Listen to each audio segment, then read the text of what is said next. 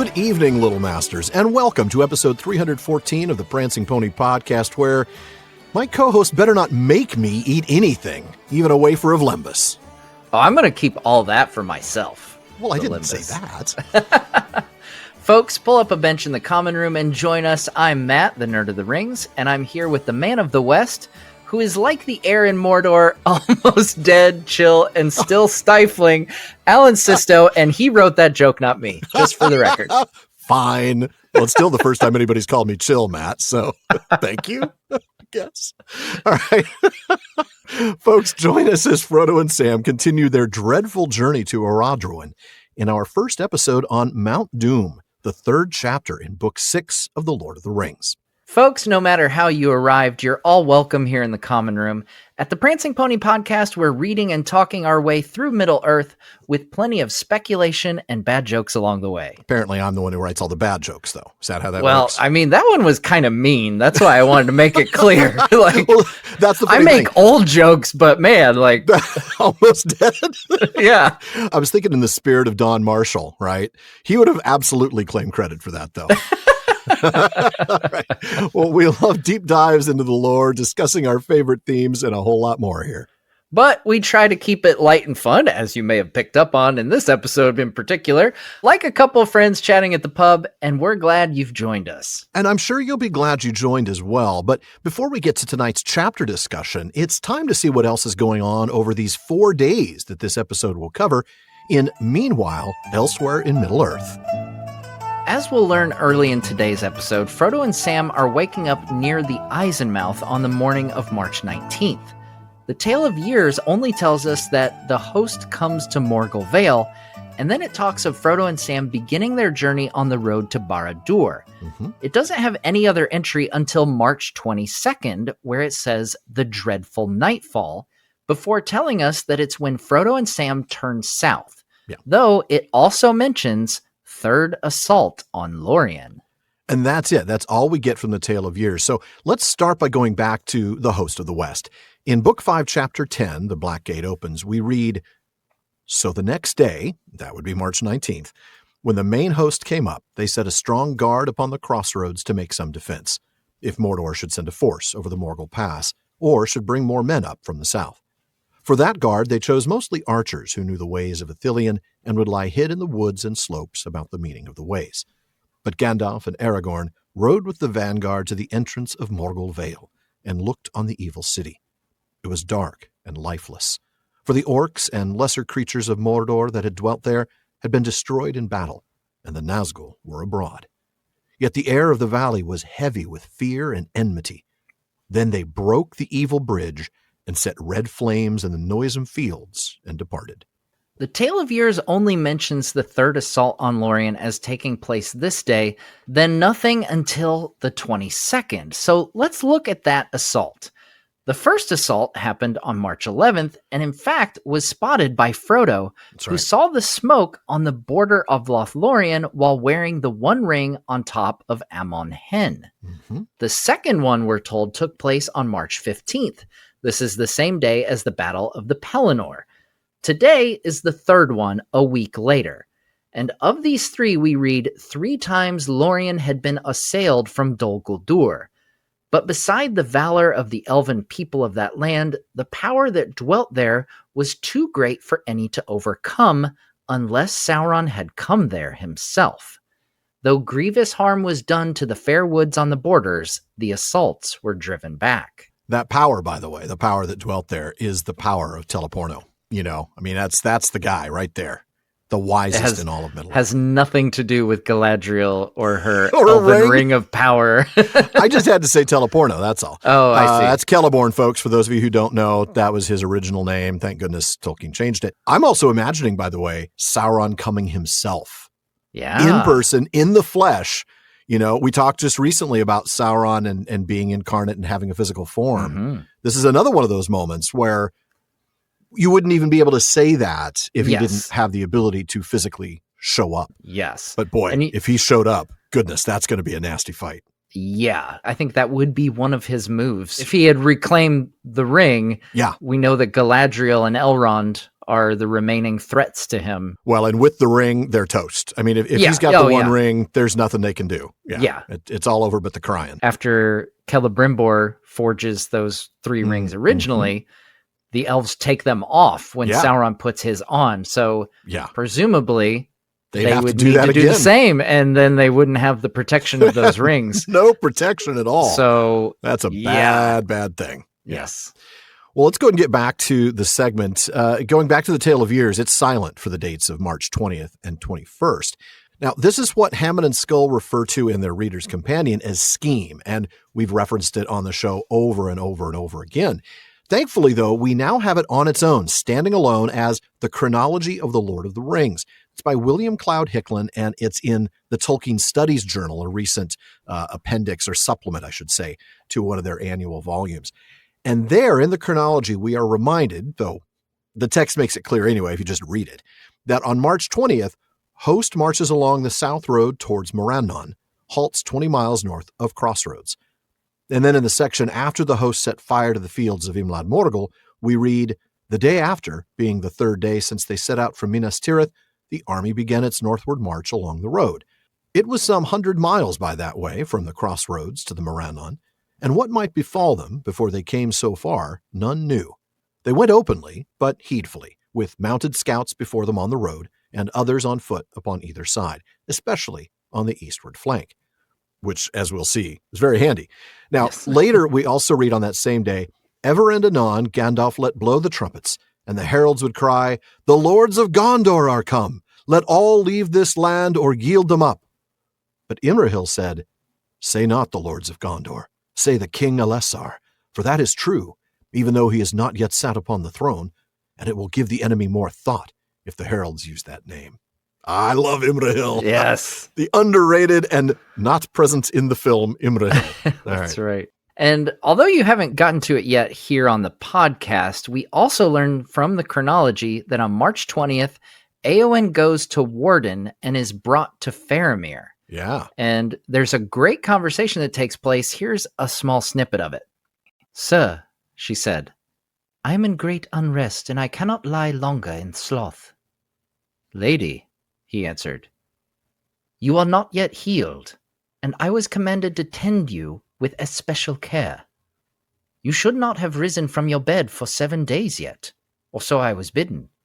I beg you to go back. I am healed, she said. Healed at least in body, save my left arm only, and that is at ease. But I shall sicken anew, if there is naught that I can do. Are there no tidings of war? The women can tell me nothing.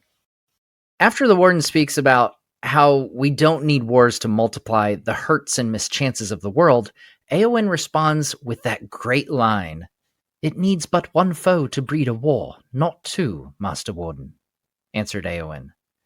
And those who have not swords can still die upon them. Oh, man, I love that line. I love that line. And I'm glad they got it in the film, even though there were no scenes in the Houses of Healing, right? They gave it to her in a whole different context. But yes, but it worked. It worked. Yeah, it absolutely worked. Yeah. And, I can't wait to get there with Sarah in a few weeks' time. Yeah. It's going to be fantastic.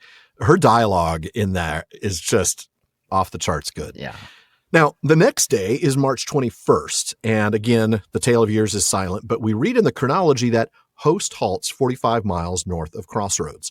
We also read that Faramir and Éowyn walk on the walls of Minas Tirith for the first time. But in the morning, as Faramir came from the houses, he saw her as she stood upon the walls, and she was clad all in white and gleamed in the sun.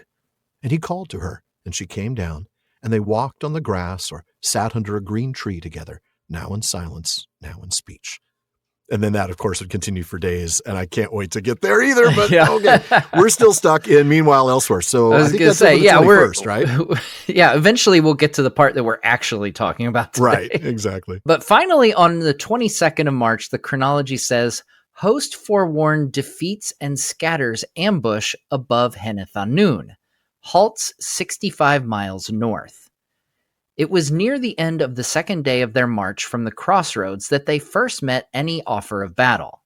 For a strong force of orcs and Easterlings attempted to take their leading companies in an ambush. and that was in the very place where Faramir had waylaid the men of Harad. And the road went in a deep cutting through an outthrust of the eastward hills. But the captains of the west were well warned by their scouts, skilled men from Heneth-Anun led by Mablung, and so the ambush was itself trapped. For horsemen went wide about westward and came up on the flank of the enemy and from behind, and they were destroyed or driven east into the hills. I love that, ambushing the ambush. That's called recon, folks. Yeah. So there's a lot going on. I mean, the period of time that we're about to talk about, we don't get the passage of time as clearly. And in fact, a lot of times Tolkien references these other events. He'll talk about as Frodo and Sam are moving their way south, the armies of the West are moving their way north. And I think part of that is very intentional on Tolkien's part. Like, there's no clear delineation for these guys. It's just one perpetual period of suffering. Right. And I think for us, having the chronology be able to tell us what's going on at the same time is really interesting. Because, of course, there's stuff going on in Minas Tirith, right? Faramir and Eowyn in the Houses of Healing. And then Aragorn and Gandalf and the rest of the crew making their way up, all the way up through Ithilien and towards the Morannon. Yeah. While Frodo and Sam are suffering. And we'll get to that in a little bit, I suppose, won't we? Yeah. It's interesting to have this chronology so we know what events are happening simultaneously. But within the text, I think it actually helps that we only have a vague idea. You know, like you said, snippets. Tolkien throws in a little snippet here and there, but it kind of reinforces the fact that on one side, Frodo and Sam don't really have anything except a few scattered clues what's happening elsewhere. Right. We get clues as the reader, but that's right. Yeah. But even then, like it's only briefly mentioned, so it kind of plays up that isolation. And the same thing on the flip side, we know that Sam and Frodo are making progress, but Gandalf and Aragorn don't really. No. And the fact that it's just briefly mentioned kind of drives home that point that there's unknowns on both ends here. Mm-hmm. Absolutely. But Alan, I think it's high time that we get to the text that we're talking about today that's happening with Frodo and Sam, who are heading off toward a big, scary volcano. Alan, would you like to start us off? I would indeed. Sam put his ragged orc cloak under his master's head and covered them both with the gray robe of Lorien. And as he did so, his thoughts went out to that fair land and to the elves, and he hoped that the cloth woven by their hands might have some virtue to keep them hidden beyond all hope in this wilderness of fear. He heard the scuffling and cries die down as the troops passed on through the Eisenmouth. It seemed that in the confusion and the mingling of many companies of various kinds, they had not been missed. Not yet, at any rate. Sam took a sip of water, but pressed Frodo to drink, and when his master had recovered a little, he gave him a whole wafer of their precious waybread and made him eat it. Then, too worn out even to feel much fear, they stretched themselves out. They slept a little in uneasy fits, for their sweat grew chill on them, and the hard stones bit them, and they shivered. Out of the north, from the Black Gate through Cirith Gorgor, there flowed whispering along the ground a thin, cold air. In the morning, a gray light came again, for in the high regions the west wind still blew, but down on the stones behind the fences of the black land, the air seemed almost dead, chill and yet stifling. Sam looked up out of the hollow. The land all about was dreary, flat, and drab-hued. On the roads nearby, nothing was moving now, but Sam feared the watchful eyes on the wall of the Eisenmouth, no more than a furlong away northward. Southeastward, far off like a dark, standing shadow, loomed the mountain. Now we'll stop there.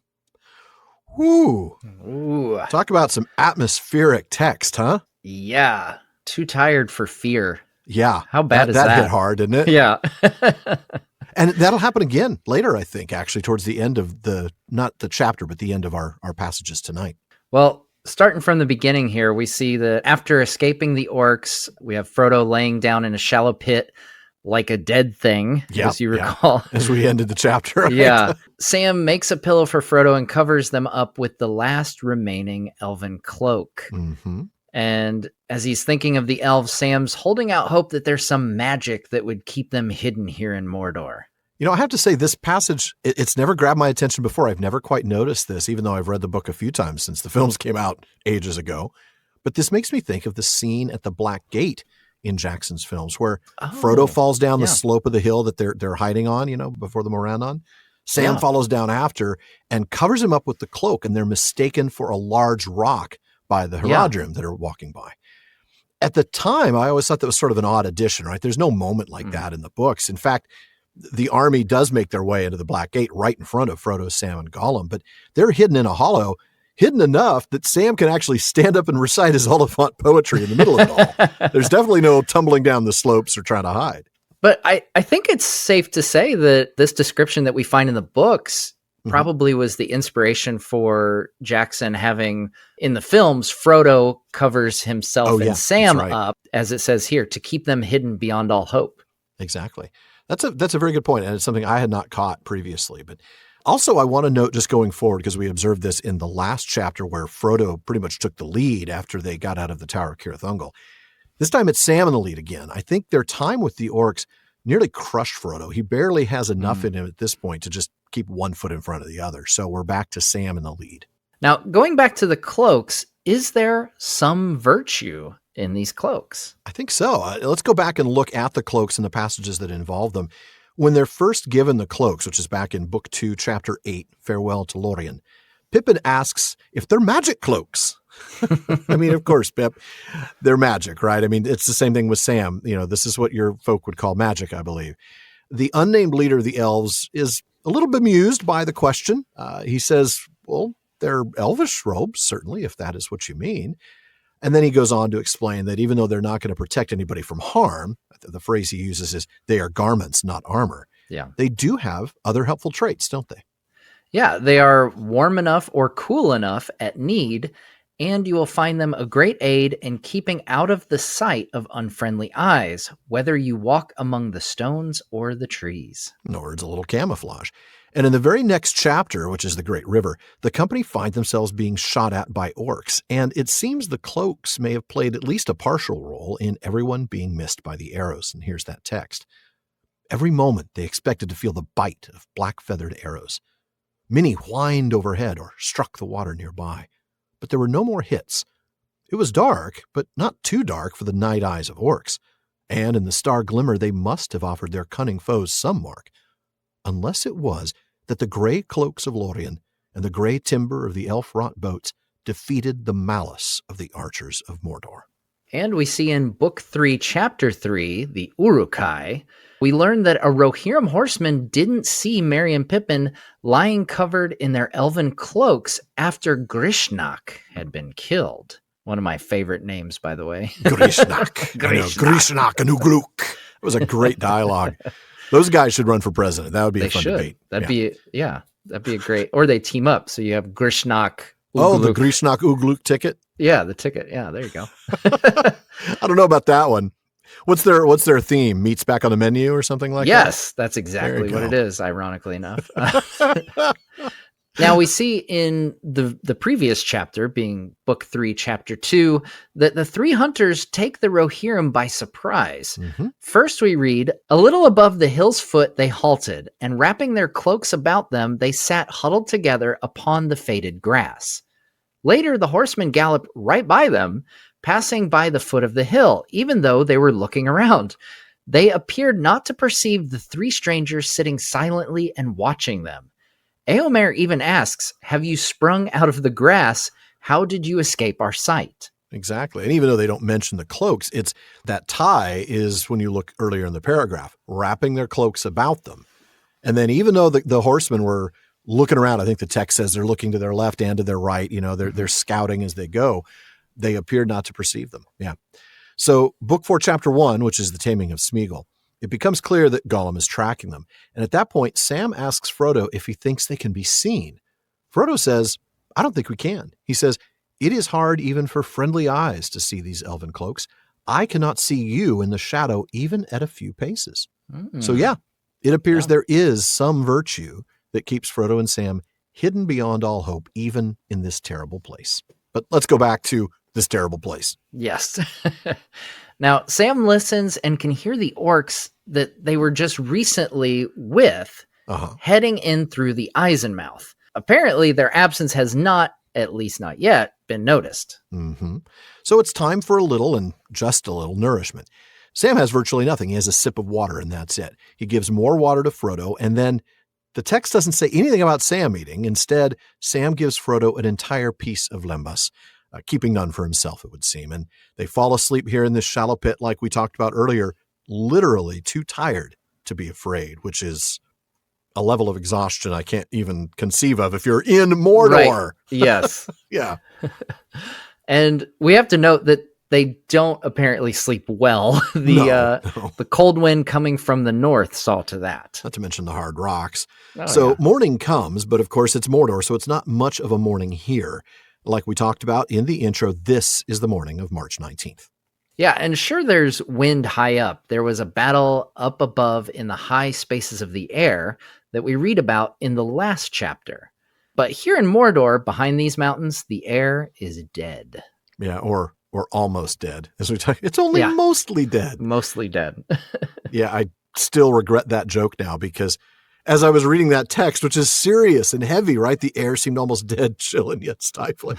I'm like, why did I pick that? That's the thing for you to say about me. But it fits. It fits. Yep. Anyway, Sam sees a terrifying landscape in front of him. Not terrifying, really. Dreary, drab. It matches that sort of dead, stifling feeling of the air. But there's one good thing that he sees, or I guess one good thing he doesn't see, and that is nobody on the roads. Now, he knows, though, that there are eyes on the wall of the Eisenmouth. And just a reminder, this not quite a furlong away. A furlong is only 220 yards. So we're talking about the Eisenmouth being 2 football fields away. That is not far enough. That's an American football field, right? Well, yeah, I'm not sure how long a soccer pitch is. I have no idea. Yeah, I'd have to ask. Someone probably knows. Somebody will tell us, I'm Someone sure of will it. Tell us, all right. Yeah. Now, further off to the southeast, Mount Doom towers over the landscape. And in the part that we skipped, the summit is smoking, but the west wind drives those fumes to the east. That's right. But heavier clouds, I'm thinking maybe clouds of ash, frankly. This is a volcano, spread over the Gorgoroth. Yeah, and Sam can spot the foothills of the northern range. That is the Eredlithwi, or Ash Mountains, a few miles to the northeast. Yeah, exactly. And we'll come back to this after the break.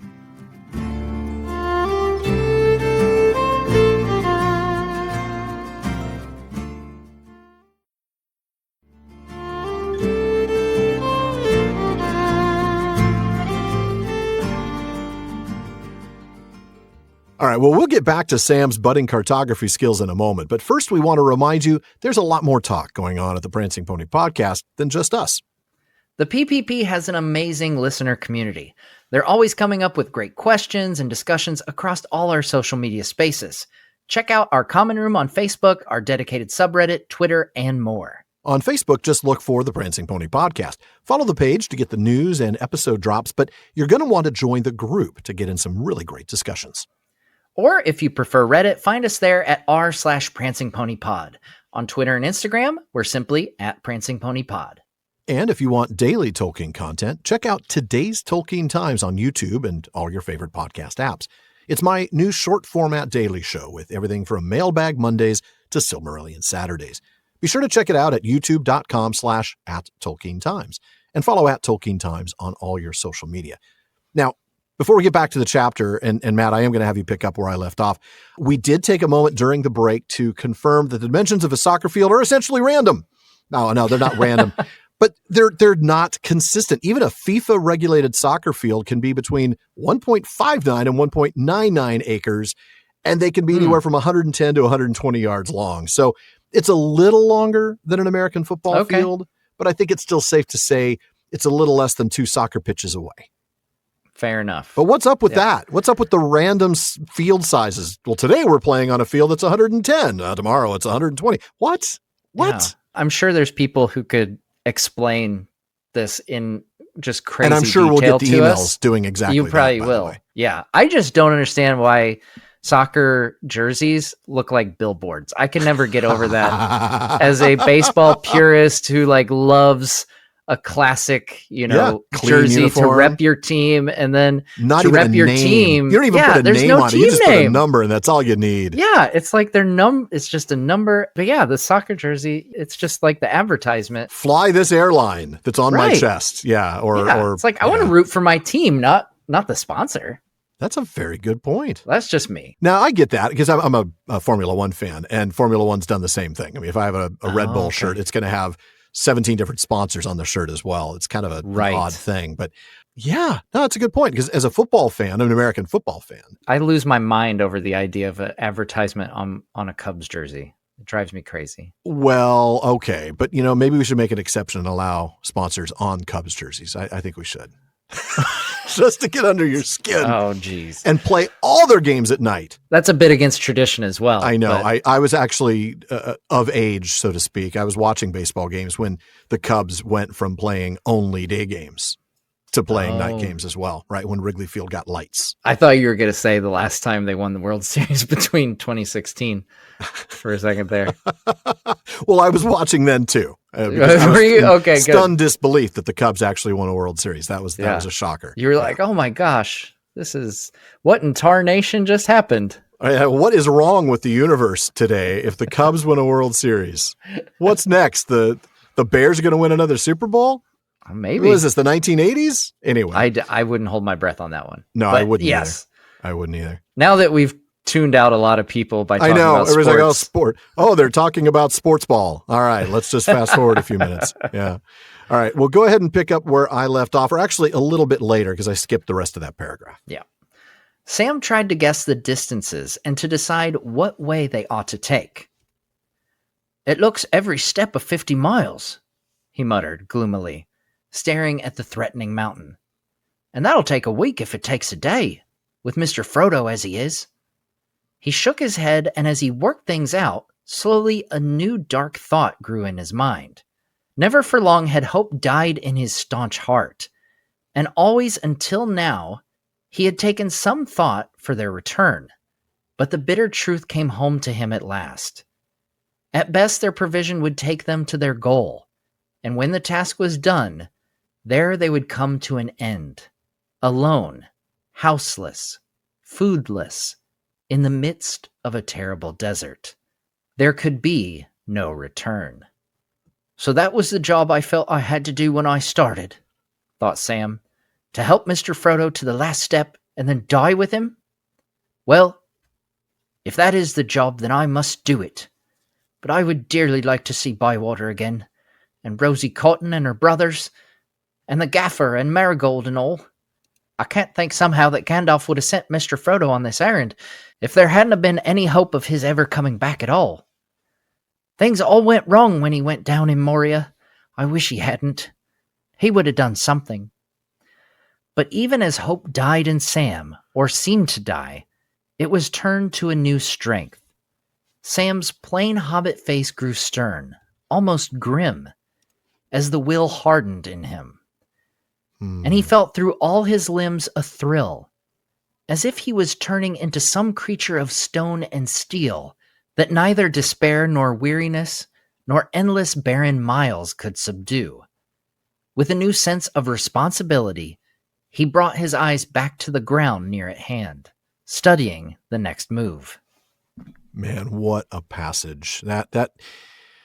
Oh, poor Sam, first of all. But yeah. Let's go back to the beginning. So looking out at Mount Doom, Sam starts considering their route, and he figures it's at least 50 miles to the mountain from here, which he estimates would take a week, at least a week, with Frodo in his condition.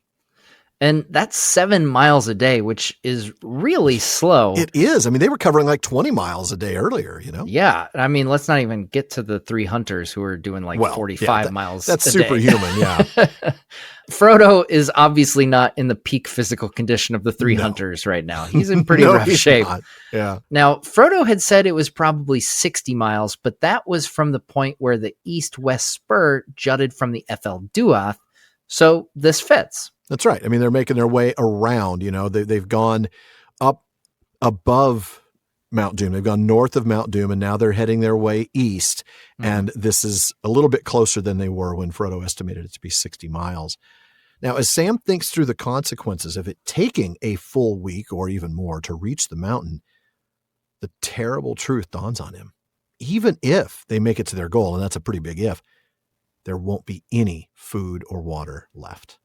Yeah, they'll be alone, without shelter, without food, without water. And the optimism that Sam always had is gone. There cannot be a return journey. That's right. Now, this actually takes me back to a moment in The Passage of the Marshes. This is Book 4, Chapter 2. And Sam asks Frodo about the food at that point. "About the food," said Sam. "How long's it going to take us to do this job? And when it's done, what are we going to do then? This whey bread keeps you on your legs in a wonderful way. Though it doesn't satisfy the innards proper, as you might say. Not to my feeling anyhow, meaning no disrespect to them as made it. But you have to eat some of it every day, and it doesn't grow. I reckon we've got enough to last, say, 3 weeks or so, and that with a tight belt and a light tooth, mind you. We've been a bit free with it so far." "I don't know how long we shall take to finish," said Frodo. "We were miserably delayed in the hills. But Samwise Gamgee, my dear hobbit, indeed, Sam, my dearest hobbit, friend of friends, I do not think we need give thought to what comes after that.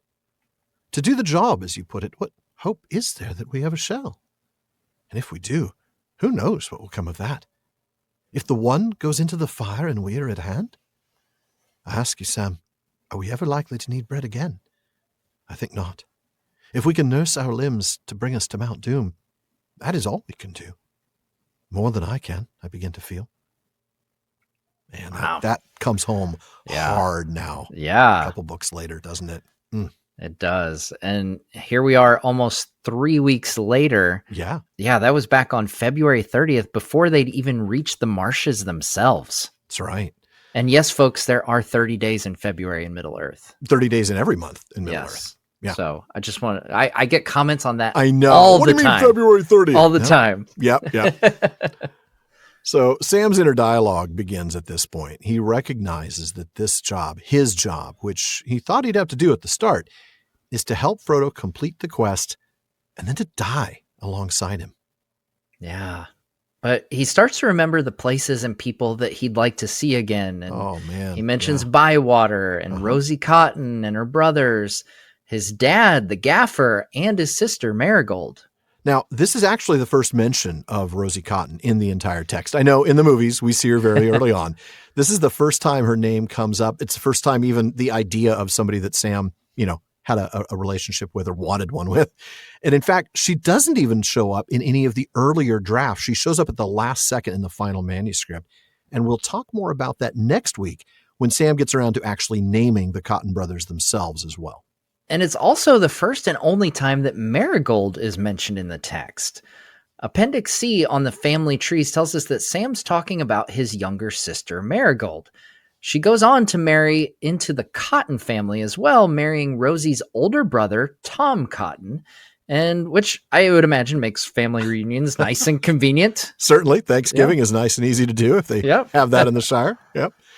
In the nomenclature, Tolkien says he used the name Marigold, quote, because it is suitable as a name in English, and because containing gold and referring to a golden flower, it suggests there was a Fallowhide strain in Sam's family, which, increased by the favor of Galadriel, became notable in his children, especially Eleanor, but also Goldilocks, a name sometimes given to flowers of buttercup kind, who married the heir of Peregrine Took. It's pretty amazing to me. Not surprising anymore. Nothing surprises me about Tolkien's attention to detail. But it's pretty amazing to see that Tolkien gave Sam's sister this name in order to suggest the Fallowhide strain. That's such a small and subtle thing, because this is the only appearance of the name in the entire Legendarium or outside of the appendices. It's wild. It is. It is wild. The level of detail never ceases to amaze. It's great stuff. Now, going back to the text, Sam here, he considers Gandalf's position in all of this. There's no way that Gandalf would have sent Frodo on this quest if there was no chance for him to return. He's right. I mean, as much as Gandalf knew this needed to get done, if he thought there was zero chance of Frodo surviving this, he wouldn't have sent him on it. And I'd say the same thing for other people involved, right? Elrond, at the Council of Elrond, would not have been so keen on allowing Frodo to take this Right. on had he believed there was no chance of him being able to return. I don't think Aragorn would have allowed it either, for that matter. Yeah, especially, these guys, if they knew that information and it's obvious that Frodo did not. Right. I mean, it would be one thing, I suppose, if Elrond said, you understand that if you do this, you will probably die. You almost certainly will not return. This is a one-way mission. Yeah. If Frodo were then to accept that. That'd be one thing. But yeah, we're talking like, Frodo volunteers. Full disclosure. Come on, man. They're not going to not give him the terms and conditions. That's exactly what I'm thinking. Yeah. Here are the terms and conditions. You got an elvish lawyer, showing up with the, we need you to sign here, initial here. And would you check this box and initial indicating that you are waiving your right to sue? You have to file arbitration against Elrond. You die. Now, we're reminded that Frodo and Sam don't know that Gandalf has returned. That's right. In this bit, with Sam thinking about Gandalf, saying he would have done something. Right. Assuming he's alive, which he is, but they don't know that. But I have to ask this question. What would he have done, or what could he have done here, Sam? I mean, he's Gandalf, man. He'd do something. Is he even in Mordor at this point? We've talked about like what happens if Gandalf is alive and Boromir doesn't take the ring and the company, Frodo's not forced to go. They get to sit down and make that decision. Who goes to Mordor with him? We know Aragorn has to go back to Minas Tirith. We know Boromir is only going to go to Minas Tirith. Yeah. Legolas and Gimli, I don't think they're going to go with Frodo, but maybe they do. I mean, where else are they going to go, though? Minas Tirith with Aragorn and Gandalf. Oh, that's true. Aragorn and Boromir. But then we got to talk about Gandalf. Where does Gandalf? Yeah. Do Merry and Pippin go with Frodo and Sam, have four merry hobbits on the way? I mean, that's the whole reason they're going anyway. Yeah, I think they're not going to Minas Tirith. And that just means that Shelob has some snacks. Right? Yeah. That's problem time right there. I don't know. I feel like Gandalf, unless he became cognizant of like the ring working on him and gaining ground. Yeah. Like, I think he goes with Frodo unless he comes to that situation and then he removes himself from the situation before it's too late. But do you realize what happens if Gandalf goes with the hobbits, right? In this scenario, Gandalf goes with the four hobbits to Mordor. Boromir, Aragorn, Gimli, and Legolas go to Minas Tirith. Mm-hmm. Denethor dies. Faramir dies. Theoden dies. Now, of course, two of those three are already dead anyway. Right, yeah. But remember, Faramir is only saved because Gandalf intervenes. Now, also, Baragond, the speed bump, prevents him from getting killed initially, but only Gandalf can save him. Yes, yeah. So Faramir dies. Well, and Rohan is wiped out. Rohan's toast. Rohan's absolute, utter toast. In fact, so is Gondor because Rohan doesn't come and save the day. Right. I mean, I'm not saying it would work out well. Aragorn doesn't even get to threaten Sauron through the Palantir, which means now Sauron's attention is not diverted. Yeah. There's no host of the West because the West has been demolished at the Battle of the Pelennor Fields. Yep. It's all over. Yeah. Gandalf better not go with those guys. And I don't think he will. I think he knows that his destiny, his fate is to face off against the Witch King. I think he knows that. And I think he knows the importance of getting Rohan in the battle. So he says, no, I got to go this direction because I got to make sure that. So he just abandons Frodo, huh? You think? I wouldn't call it abandon. Yeah, I don't know. This is such a fun I feel like I need to go back and read the lines around the forming of the Fellowship and see like. That might be a fun what if to talk about it. Another maybe mailbag question or something. There we go. Maybe I'll just write a question. It'll be like, so Alan S. writes in from California. There we go. There it is. Pretty obvious. All right. But yeah, I don't know that he could have done anything here other than maybe kindle a little hope, right? I mean, that's what Gandalf does with Nadia. He does it really well. Yeah. Now, we get a real turning point in Sam here. Oh, yes, we do. It's so good. Isn't it? We see that hope seemed to die, but his determination, strength of will, refusal to give in to despair, he gets this stoicism of sorts. Yeah. I mean, we almost get, this creature of steel and stone. It's almost like the Sam Golem, not Gollum like Smeagol, but Golem, right? I mean, he's just becoming this entity that is no longer subject to despair. Yeah. But I got to say, this idea of the strength of will, it echoes that line back in the Choices of Master Samwise. His weariness was growing, but his will hardened all the more. Now, that line itself was, as Sean and I commented at the time, an echo of the Northern warrior ethos from the Old English poem, The Battle of Maldon. Now, I would try to read this in Old English, but I know I would kill it. So I'm going to play this clip, and you can hear it in Old English. Hia shall the herdra, here te the kendre, mod shall the mare, the ure mayan lutlath. Wow. I love the sound of Old English. I know, it's so do I. fun. I wish I could read it. I know. I'm trying. I want to learn it, but Yeah. there's so many other things on my list. It's like when I talked to Tom Shippey on my channel, he was like, shall I read it in Old English first? I was like, yes, absolutely, please do. Please do. Yeah. And by the way, thanks to the University of Cambridge spoken word for that Old English recording. Yeah, Alan and I, we definitely would have butchered that if we had tried. Yeah. Now, the translation of that, which I can handle, in Tolkien's own The Homecoming of Beorhtnoth, Beorhthelm's son, was, will shall be the sterner, heart the bolder, spirit the greater, as our strength lessens. And that was the theme of our PPP moot in 2022 as well. Yeah, and now we see here that as we get back to the text, Sam begins to ponder his next move, bearing this new sense of determination and responsibility.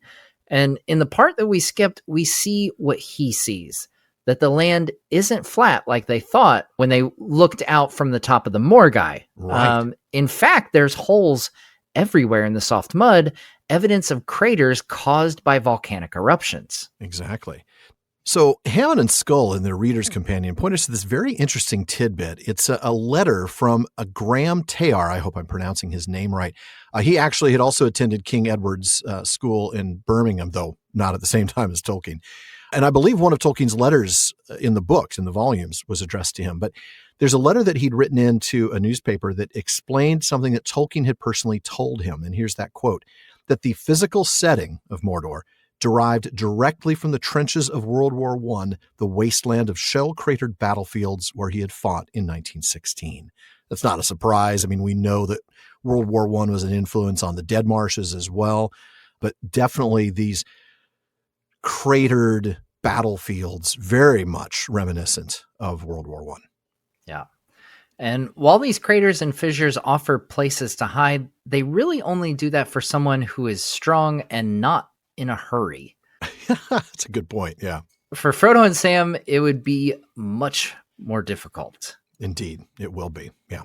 Well, let's keep going on the text here. Alan, would you like to do the honors? I would indeed. Thinking of all these things, Sam went back to his master. He had no need to rouse him. Frodo was lying on his back with eyes open, staring at the cloudy sky. Well, Mr. Frodo, said Sam, I've been having a look round and thinking a bit. There's nothing on the roads, and we'd best be getting away while there's a chance. Can you manage it? I can manage it, said Frodo. I must. Once more they started, crawling from hollow to hollow, flitting behind such cover as they could find, but moving always in a slant towards the foothills of the northern range. But as they went, the most easterly of the roads followed them, until it ran off, hugging the skirts of the mountains, away into a wall of black shadow far ahead. Neither man nor orc now moved along its flat, gray stretches, for the Dark Lord had almost completed the movement of his forces, and even in the fastness of his own realm, he sought the secrecy of night, fearing the winds of the world that had turned against him, tearing aside his veils, and troubled with tidings of bold spies that had passed through his fences. The hobbits had gone a few weary miles when they halted. Frodo seemed nearly spent. Sam saw that he could not go much further in this fashion, crawling, stooping, now picking a doubtful way very slowly, now hurrying at a stumbling run. I'm going back onto the road while the light lasts, Mr. Frodo, he said. Trust to luck again. It nearly failed us last time, but it didn't quite. A steady pace for a few more miles, and then a rest. He was taking a far greater risk than he knew, but Frodo was too much occupied with his burden and with the struggle in his mind to debate, and almost too hopeless to care. They climbed onto the causeway and trudged along, down the hard, cruel road that led to the dark tower itself. But their luck held, and for the rest of that day they met no living or moving thing, and when night fell, they vanished into the darkness of Mordor. All the land now brooded as at the coming of a great storm, for the captains of the West had passed the crossroads and set flames in the deadly fields of Imlad Morgul. All right. So we see here that Sam goes back to Frodo, who's awake again, staring up at the sky. Yeah. And he tells Frodo that he's taken a look and no one is on the roads. It's time to get moving. Yep. Frodo, of course, is in no shape, but he knows he's got to do it. His quest can't end here in a pit. No, it really can't. So they head out and they move slowly in between these great holes, finding cover as they can, but always moving towards the foothills of the Ash Mountains. Yeah, the roads are completely empty, and the text tells us why. Sauron has moved nearly all the forces that he's going to move in preparation for facing off against the captains of the West. Yeah. And even in the security of Mordor, he's moving only at night. That's right. He's afraid, right? He's afraid both of the winds. That also makes me think that maybe he's afraid of eagles scouting out, troop movements. Yeah. But also of these spies, the possible spies that have gotten into his land. Yeah. I also wanted, in that passage, we see another of these things that I don't notice when I'm skimming the text, scanning the text, even reading the text closely. Yeah. Unless I read it out loud. Did you catch that? Fearing the winds of the world that had turned against him, tearing aside his veils and troubled with tidings of bold spies. Man. That alliteration. Yeah. First you get winds of the world, which is always a great phrase, but turned, tearing, troubled, and tidings. And it's just, there's something about the way Tolkien phrases this. So all this alliteration that you don't catch unless you read it out loud. It is kind of wild how much more the alliteration sticks out when you read it aloud versus like just reading it in your head. Exactly. I didn't catch crazy. this. There's nothing in my notes about the alliteration. Yeah. Yeah. Now we see Frodo and Sam haven't gotten far when they stop. Frodo's almost completely exhausted. Yeah. And Sam notes there's no way he could keep going like this, crawling at times, then running, and then back to stooping. Exactly. He just needs some consistent walking. So Sam decides to trust to luck again, which, look, let's be honest. Sam says, well, it didn't quite completely fail, but it didn't exactly work out well for them the last time. Yeah. That forced march with the orcs is what basically has broken Frodo. But he's going to go ahead and lead them back on the road for a few miles before they rest. But it's a huge risk, bigger even than Sam knew, as they're on the road that leads to Barad-dûr itself. Yeah, dangerous place. Yeah, to say the least. But this time we see their luck holds. They see nothing moving for the rest of the day. That's right. And we close this day and this passage with an indication of the day that it is. And we've talked about this in the intro, March 19th. The story itself, as well as Appendix B and the chronology, all agree. It was March 19th that the fields in the Morgul Vale were burned, as we talked about in the intro. But now it's time to get to a particularly dark passage. I mean, I got to say, before you read this, it's not as though bad things happen. This is the start of this sort of psychological, intense sort of descriptions that really bring a sense of fear. So go ahead. So the desperate journey went on, as the ring went south and the banners of the kings rode north. For the hobbits each day, each mile, was more bitter than the one before, as their strength lessened and the land became more evil. They met no enemies by day. At times by night, as they cowered or drowsed uneasily in some hiding beside the road, they heard cries, and the noise of many feet or the swift passing of some cruelly ridden steed. But far worse than all such perils was the ever-approaching threat that beat upon them as they went, the dreadful menace of the power that waited, brooding in deep thought and sleepless malice behind the dark veil about its throne. Nearer and nearer it drew, looming blacker, like the oncoming of a wall of night at the last end of the world. There came at last a dreadful nightfall, and even as the captains of the West drew near to the end of the living lands, the two wanderers came to an hour of blank despair. 4 days had passed since they had escaped from the orcs, but the time lay behind them like an ever-darkening dream. All this last day Frodo had not spoken, but had walked half bowed, often stumbling, as if his eyes no longer saw the way before his feet.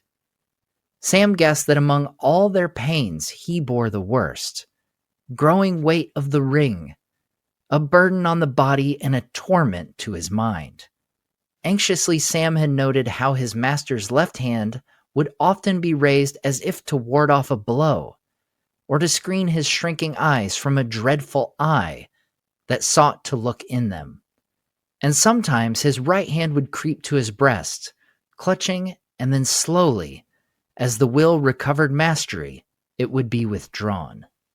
Wow. I mean, in case the Tower of Cirith Ungol wasn't evil enough, in case doing a forced march with the orcs wasn't terrible enough, in case the fear of looking out on these lands wasn't intimidating enough, the text really shifts here, assuming you're paying attention, to just how full of dread and evil the land itself has now become here. We get a brief comparison of Frodo and Sam with Aragorn and the company as they move in opposite directions here. Yeah. Another sort of calibration of the calendar. Yes, that's right. While Frodo and Sam are facing the double threat of a loss of their own strength, combined with an increase of the evil of the land itself, remember, they're not eating or drinking nearly enough to be doing this. That's correct.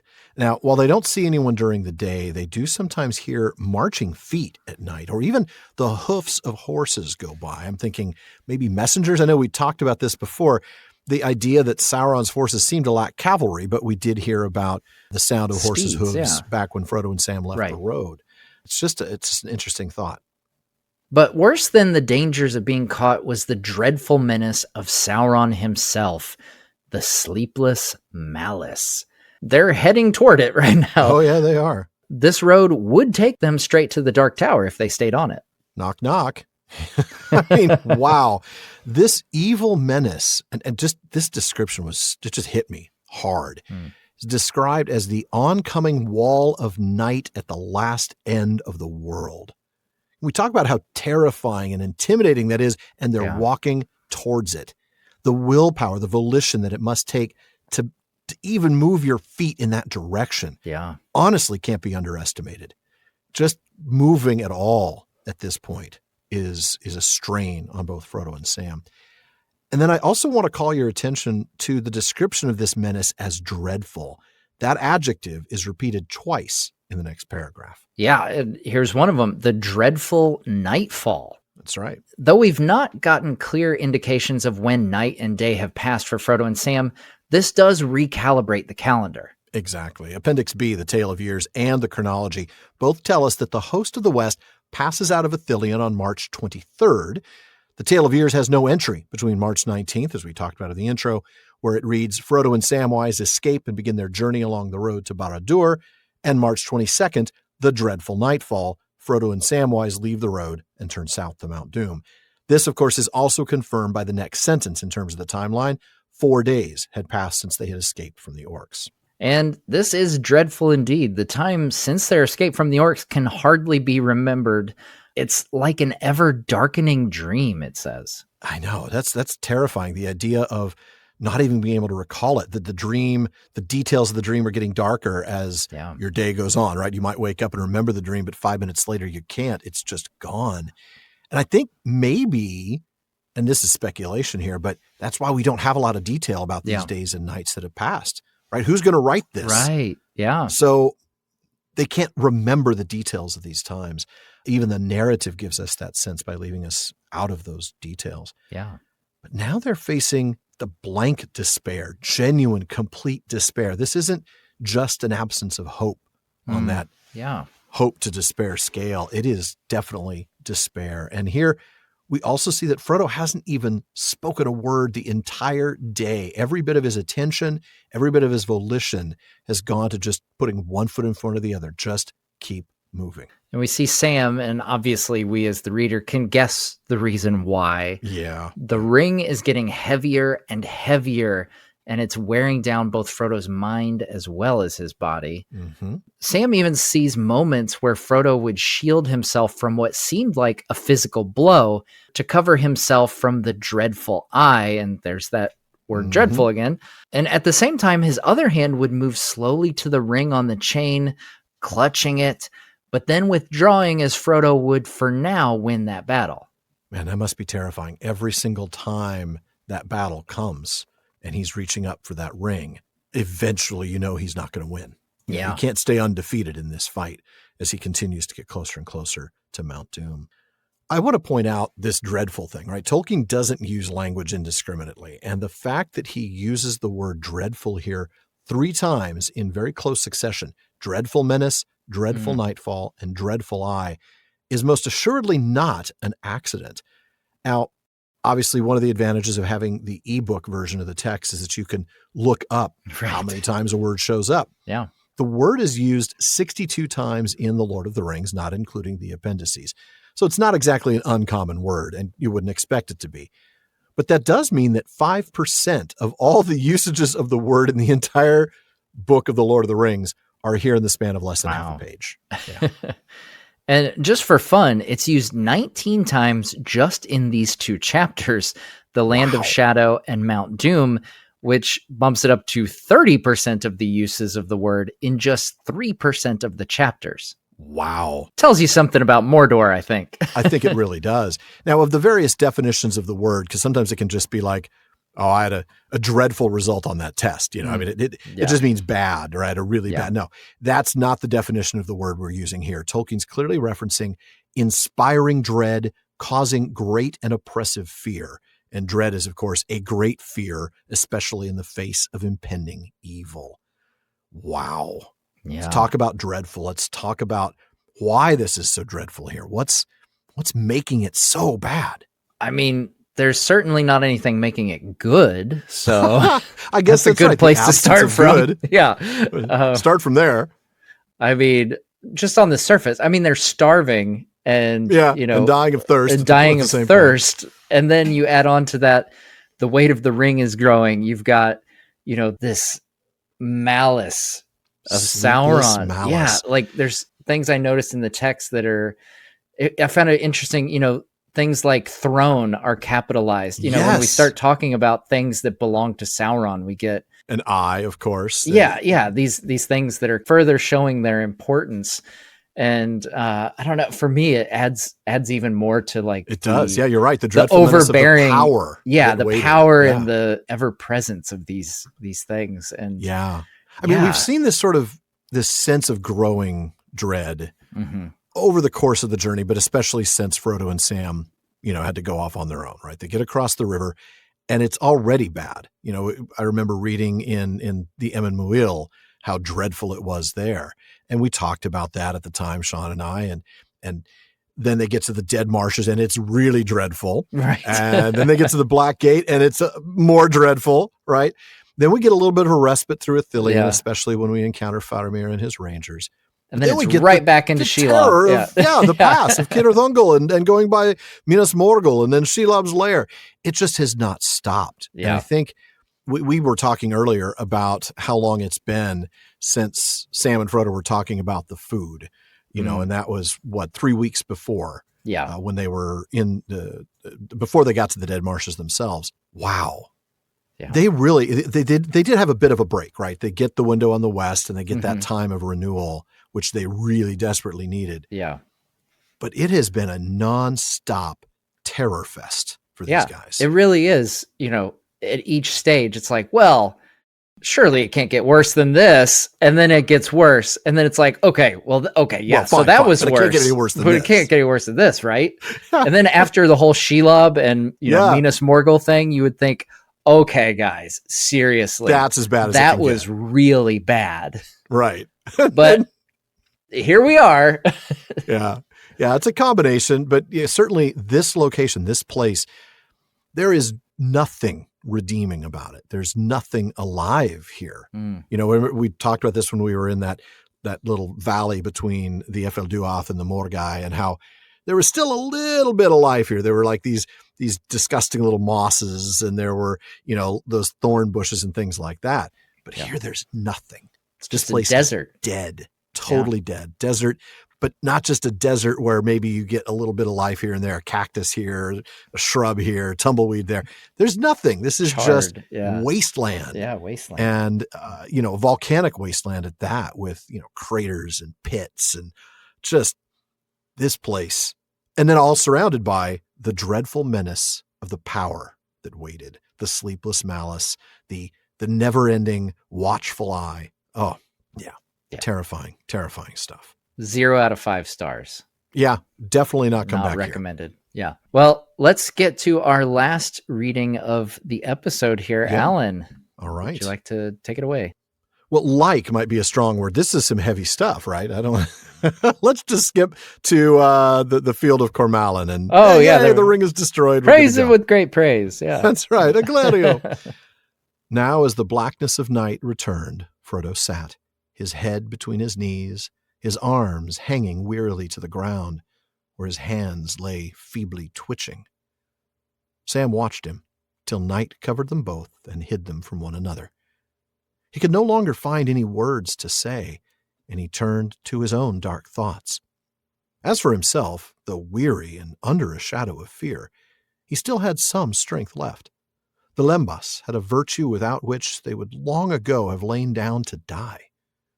It did not satisfy desire, and at times Sam's mind was filled with the memories of food and the longing for simple bread and meats. And yet this way-bread of the elves had a potency that increased as travelers relied on it alone and did not mingle it with other foods. It fed the will, and it gave strength to endure and to master sinew and limb beyond the measure of mortal kind. But now a new decision must be made. They could not follow this road any longer, for it went on eastward into the great shadow, but the mountain now loomed upon their right, almost due south, and they must turn towards it. Yet still before it there stretched a wide region of fuming, barren, ash-ridden land. "Water! Water!" muttered Sam. He had stinted himself, and in his parched mouth his tongue seemed thick and swollen. But for all his care they now had very little left, perhaps half his bottle, and maybe there were still days to go. All would long ago have been spent if they had not dared to follow the Orc road. For at long intervals on that highway, cisterns had been built for the use of troops sent in haste through the waterless regions. In one, Sam had found some water left, stale, muddied by the Orcs, but still sufficient for their desperate case. Yet that was now a day ago. There was no hope of any more. At last, wearied with his cares, Sam drowsed, leaving the morrow till it came. He could do no more. Dream and waking mingled uneasily. He saw lights like gloating eyes and dark, creeping shapes. And he heard noises as of wild beasts or the dreadful cries of tortured things. And he would start up to find the world all dark and only empty blackness all about him. Once only, as he stood and stared wildly around, did it seem that, though now awake, he could still see pale lights like eyes, but soon they flickered and vanished. And that's where we'll stop for today. All right. So going back to the beginning of your passage here, Sam watches Frodo as his master hangs his head between his knees, his arms dangling and his hands twitching. Okay, that last bit really pushes it over the edge, doesn't it? The twitching hands, that sounds like Frodo's in terrible shape. Yeah, it does. I kind of feel like I'm channeling my previous co-host, Don Marshall, when I say this sounds a little like the description of somebody battle-worn and maybe even shell-shocked in World War I. Yeah. I can't help wondering whether Tolkien might have had some images in his mind of his fellow English soldiers, their heads between their knees, their hands twitching, just utterly spent physically and mentally in the trenches. Well, night finally envelops them. This is the night of March 22nd. To the point that Sam can't even see Frodo. And now he thinks his own thoughts. They're dark. They go back to the thoughts he'd had earlier in the chapter about the food running out, how they might make it to the mountain, but then die of starvation or thirst. Now, he knew he had some strength left himself, right? Maybe a result of that turning point a little bit ago when hope seemed to die, but he found that new strength. But the text tells us that that strength may also have come from the lembas, a bread that the narrative says is so potent, so powerful, that without it, they would long ago have lain down to die. Yeah. That is some incredible stuff if it doesn't just feed the stomach and give you the calories that you need to burn to Right. walk.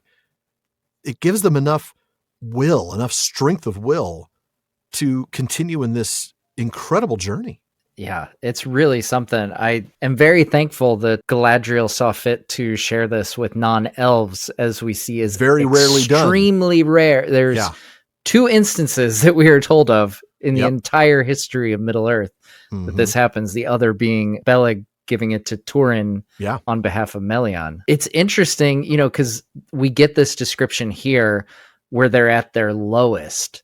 It's not so extreme a description when they're eating it the rest of the journey, which I find is interesting. But apparently when you get down to empty, it keeps your tank from fully going empty, I guess. Yeah, I guess that's a good way of putting it. I mean, it doesn't... Like, they don't turn into superheroes when they're in good health.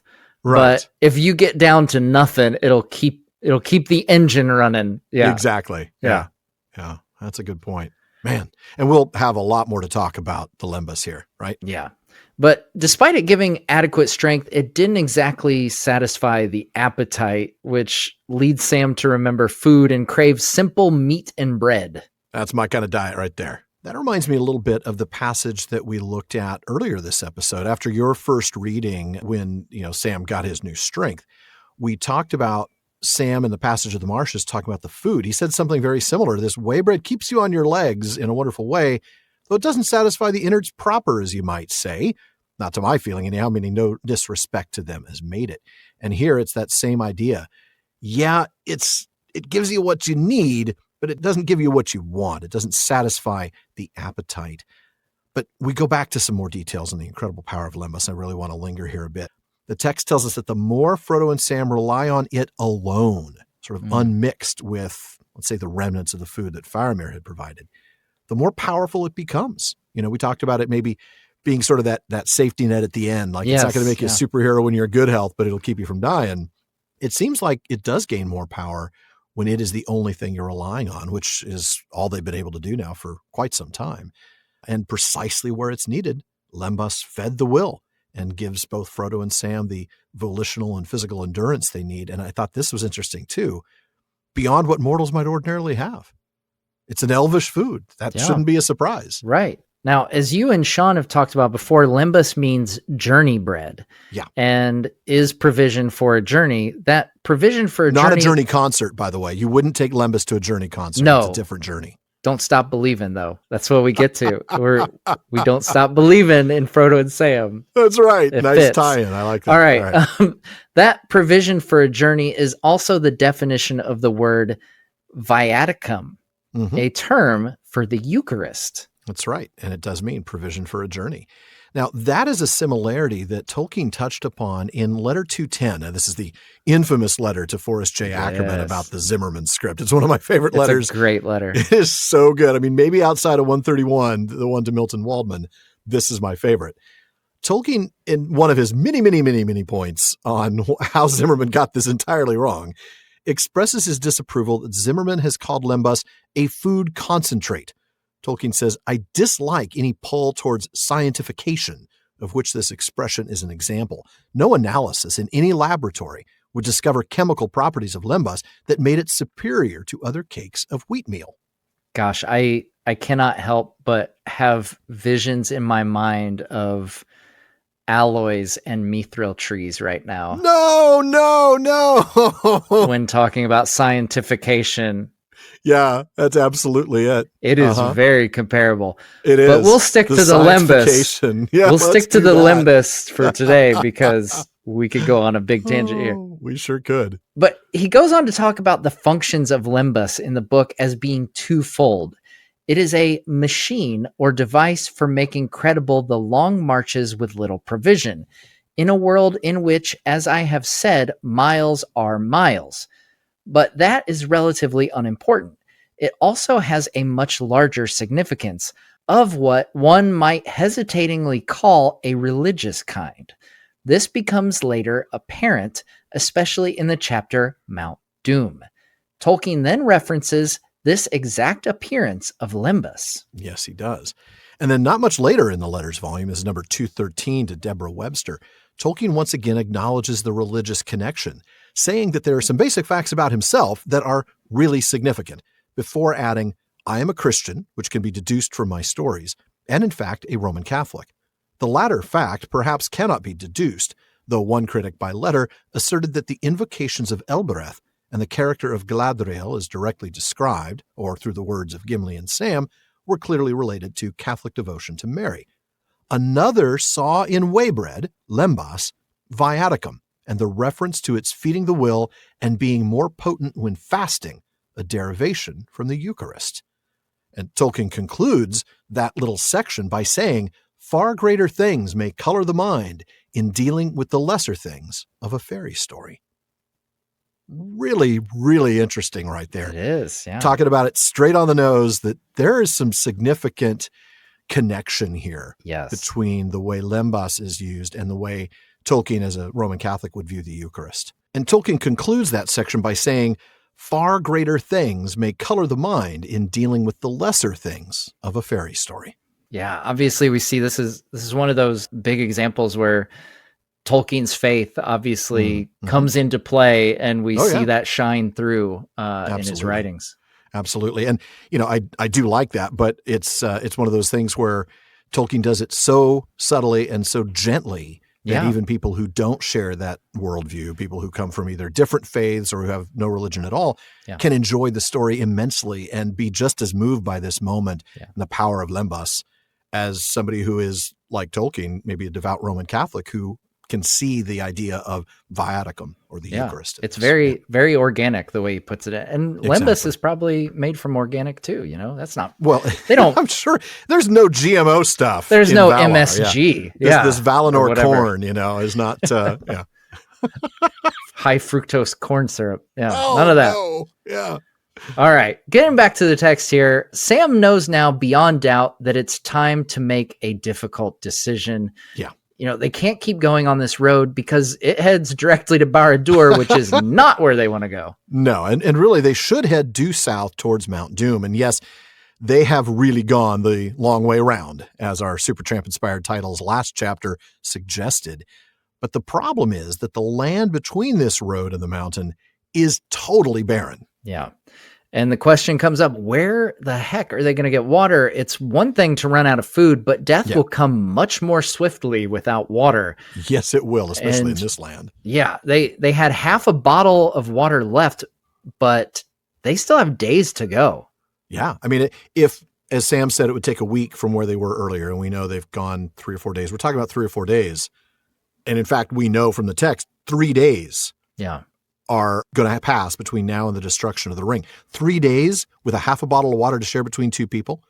Any return journey would indeed be doomed to fail. And they only had that water that they do have, that half bottle, because of water tanks that were along the Orc Road, where they found some muddy water in one, which just sounds lovely.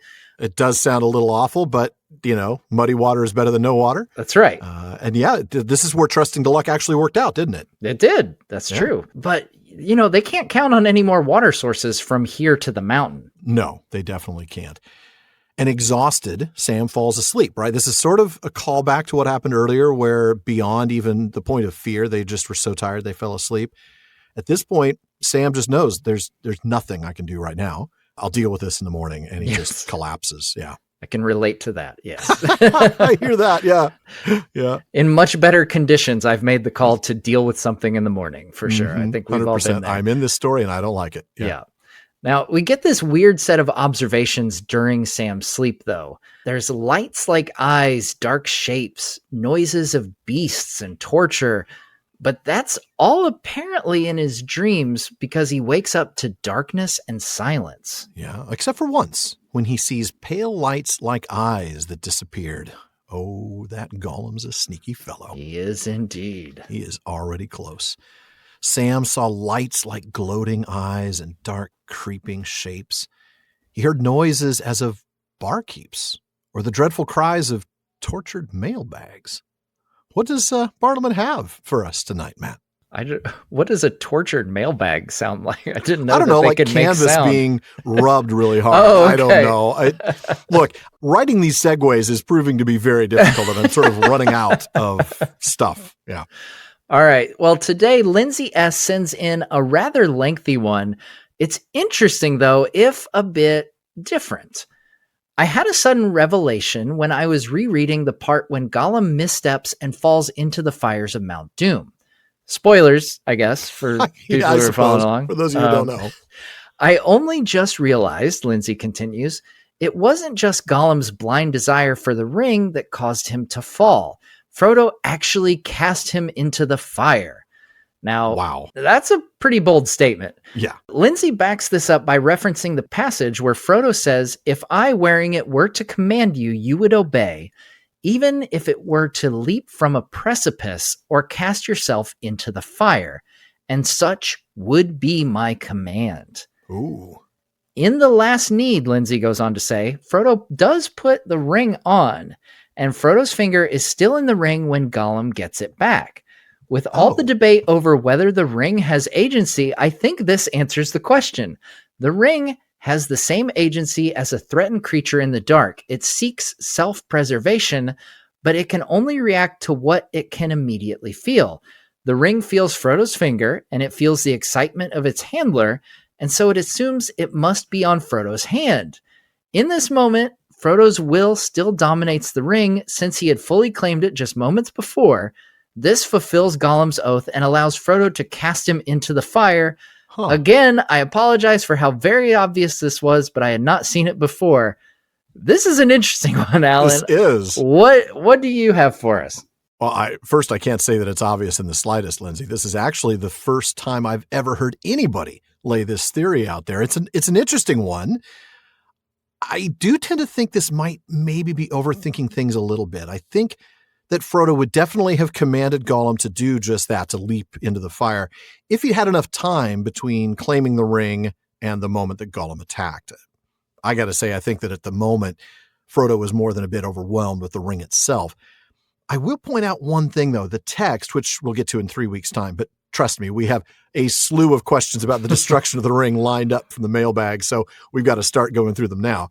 The text says, Gollum, dancing like a mad thing, held aloft the ring, a finger still thrust within its circle. It shone now as if verily it was wrought of living fire. The fact that Frodo's finger was visible while still wearing the ring tells me something about the ring's power to make mortals invisible. The finger is not a mortal being of its own, right? It's not an entity. It isn't Frodo. It's just a finger. And as such, invisibility is not conferred upon it. Now, if, and it's a big if, the ring has that much agency, then the visibility of Frodo's finger here would strongly suggest the ring knows it's not being handled by Frodo anymore. Otherwise, the finger would be invisible. But Matt, you've done some digging on relevant passages and letters as well. What do you have for us? Yeah, we've actually got a couple of Tolkien letters that we want to bring up because they both address this pivotal moment. Yeah. The first comes from letter 246, where Tolkien says, I do not think that Frodo's was a moral failure. At the last moment, the pressure of the ring would reach its maximum. Impossible, I should have said, for anyone to resist. Certainly after long possession, months of increasing torment, and when starved and exhausted. Frodo had done what he could and spent himself completely as an instrument of providence, and had produced a situation in which the object of his quest could be achieved.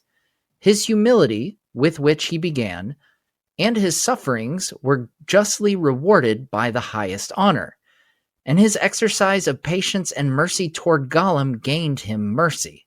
His failure was redressed. This says to me that Tolkien certainly didn't intend for us to see Frodo as having cast Gollum into the fire, hardly an exercise of patience and mercy after all. That's true. And also that last bit, his failure was redressed. That is Frodo's failure to throw the ring in on his own and to basically claim it for himself instead. That failure was redressed. And as we'll see later, it was redressed by Iluvatar himself in reward for the patience and mercy. Now, later in that very same letter, Tolkien addresses the most tragic moment in the tale. And it's the moment when Sam fails to notice the change in Gollum. This is before they get into Shelob's lair. And as a result, Gollum's repentance is blighted. It is, of course, a very sad moment, and it's one that makes you wonder what would have happened if Gollum had fully repented, if Sam hadn't interrupted that moment. Tolkien actually speculates what might have happened had Sam acted differently. He says, the interest would have shifted to Gollum, I think, and the battle that would have gone on between his repentance and his new love on one side and the ring. Though the love would have been strengthened daily, it could not have wrested the mastery from the ring.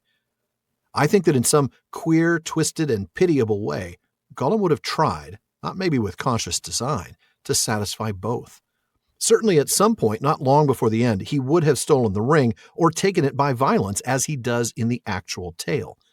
But, possession satisfied, I think he would then have sacrificed himself for Frodo's sake and have voluntarily cast himself into the fiery abyss. Now, I think this passage not only points toward Frodo not casting Gollum in, but gives us one of the most profound what-if scenarios from the author himself. Imagine Gollum casting himself into the fire for Frodo's sake. That is really wild to think about. Yeah. Even if, as Tolkien says, it might not even have been a conscious decision on Gollum's part. True. It really speaks to these profound elements of corruption and love that we find throughout Tolkien's text, I have to say. But we did promise a second letter here, and here we'll get to letter 192. And I think this might be the most conclusive evidence that Frodo didn't cast Gollum into the fire. Yeah. And Tolkien here is referencing another letter regarding the failure of Frodo and says that in this case, the cause, not the hero, was triumphant because by the exercise of pity, mercy, and forgiveness. Then clearly he says it's Iluvatar who intervenes. Frodo deserved all honor because he spent every drop of his power of will and body, and that was just sufficient to bring him to the destined point and no further. Few others, possibly no others of his time, would have got so far. The other power then took over, the writer of the story, by which I do not mean myself. That one ever-present person who is never absent and never named. Oh, wow. I love that. That's good. It's That's so good. Yeah. And as we said, this ever-present person is, of course, within the context of Middle-earth, that is Eru Iluvatar. But I have to mention real quick that I love this is referenced as another letter regarding the failure of Frodo.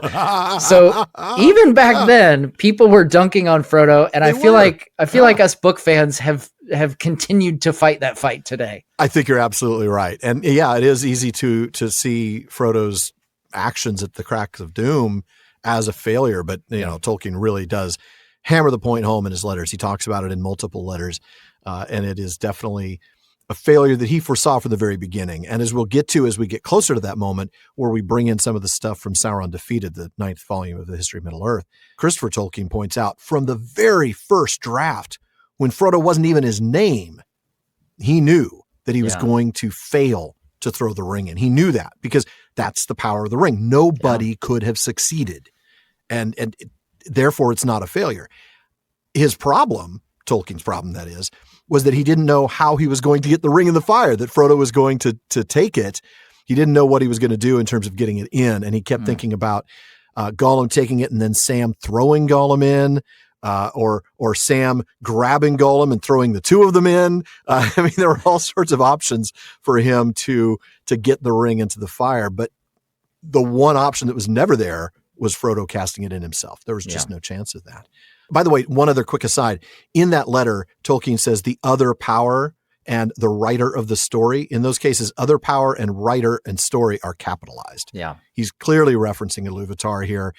It is an interesting question, Lindsay. I do find it really intriguing to think that Frodo might have, willfully chosen to throw Gollum into the fire by using his command and the ring fulfilling that desire. But I think in this case, it's an interesting theory, but it's one that just isn't supported by the text, or more than that Tolkien's letters really. And it's, most people don't dig that far, so it's totally understandable to conclude that from the text itself, I suppose.